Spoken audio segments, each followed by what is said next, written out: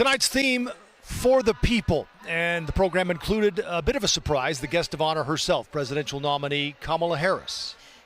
I want to kick us off by celebrating our incredible President Joe Biden, who will be speaking later tonight. Joe, thank you for your historic leadership, for your lifetime of service to our nation, and for all you will continue to do. We are forever grateful to you. Well, you could hear some of that there in the background as she was speaking. The crowd breaking into loud cheers when the vice president showed up on the stage, and as she was speaking, front and center cheering her on, the second gentleman, Doug Emhoff, and the nominee for vice president, Governor Tim Walz. But the biggest response tonight was for President Joe Biden.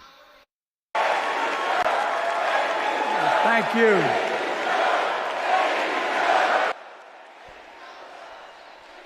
Introduced by daughter Ashley, Mr. Biden soaked in a very warm reception for more than 4 minutes as the packed house here applauded and chanted, "We love Joe," and thank you. His remarks centered around making the case for the Harris-Walz ticket. Thank you. She'll be a president our children can look up to. She'll be a president respected by world leaders because she already is. She'll be a president we can all be proud of. And she will be a historic president who puts her stamp on America's future.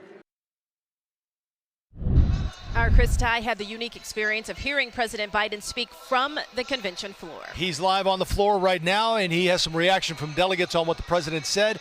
And day one of the convention overall, Chris.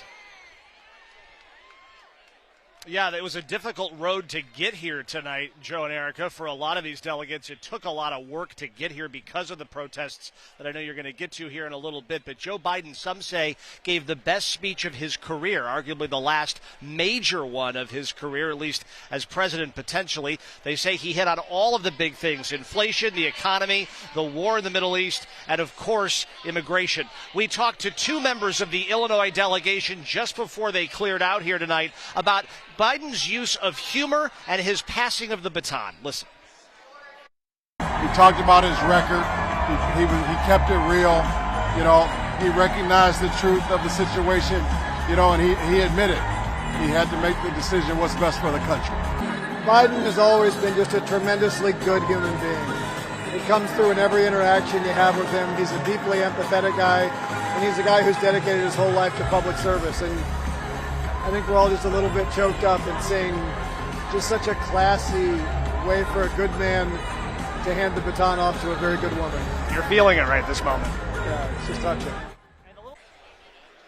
An emotion from Congressman Sean Casten. This is, of course, the Illinois Post here on the floor of the United Center. Because we're the host city, host state, we have a pretty good spot. This is where they were watching it from tonight. Night one now in the books for these delegates. They have 3 more nights. This was kind of the night to look back and reflect on the man who is exiting the White House. Now this takes that hard pivot to looking towards the future and sort of refamiliarizing, or in some cases familiarizing for the first time, Americans with Kamala Harris and her deep biography. Joe and Erica, that's the situation from the floor, where it appears to be a much easier exit than it was an entrance for these delegates tonight.